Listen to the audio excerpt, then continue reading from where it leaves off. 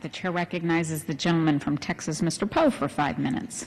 Question unanimous consent to address the House for 5 minutes to revise and extend my remarks. Without objection.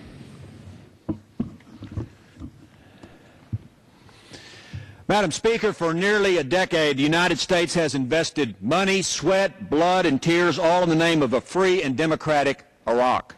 As a member of Congress, I've been fortunate to go to Iraq several times to visit with our troops. And during my last visit with a bipartisan congressional delegation, we also met with the Iraqi Prime Minister Maliki. During the 2-hour-long discussion covering many things, I asked one question: can we go see Camp Ashraf? Now, Madam Speaker, Camp Ashraf houses Iranian dissidents who are called the MEK. And I represent a good number of Iranian Americans who have family members in this camp. They are particularly worried at this point in time since Iraqi forces had recently killed 36 residents at the camp just a few weeks before. Here are the pictures of those real people that were killed by the Iraqis forces that came into the camp. Here's an example. You notice this is an American-made Humvee coming into the camp. And over here on this far picture, you see an Iraqi or an Iranian dissident being run over by one of those Humvees driven by an Iraqi soldier. So I asked the question, can we go see the camp and see these Iranian dissidents? And of course, Maliki said, no way that's going to happen. It left me wondering why he would refuse to let us see and talk to these people and get the other side of this invasion by the Iraqi soldiers. So we didn't get to go. And later I learned that one reason we were actually told to leave the country is because we asked to go see this camp and what happened to these 36 Iranian dissidents. And now we have Camp Liberty.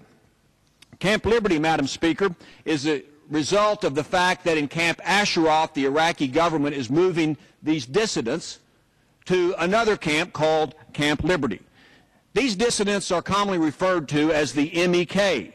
And Camp Liberty, ironically, should be symbolic of a name of freedom, but it's anything but that. Now the Iraqi government, having moved these dissidents from Camp Ashraf to Camp Liberty, is still oppressing these Iranian dissidents. The reality is Camp Liberty is worse than Camp Ashraf.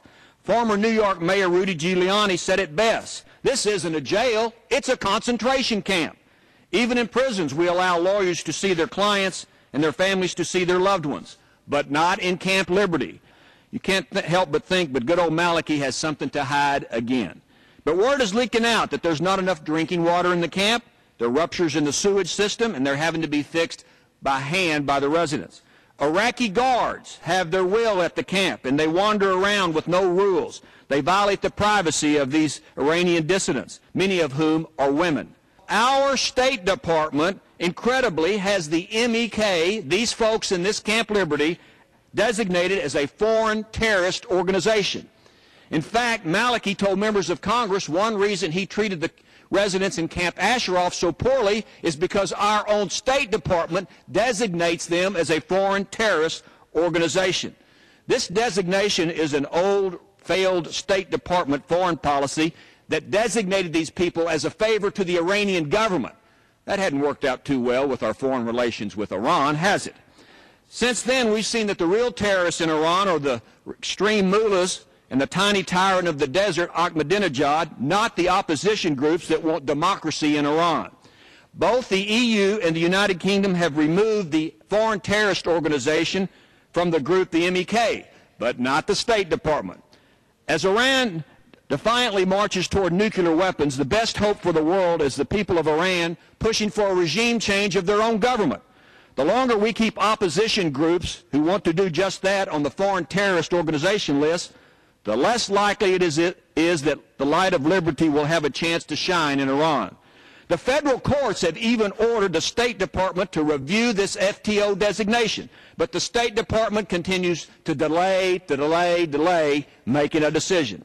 The State Department must remove the MEK from the foreign terrorist organization list immediately, and then let liberty prevail in Camp Liberty and let these people leave Iraq in a peaceful manner. And that's just the way it is. I yield back.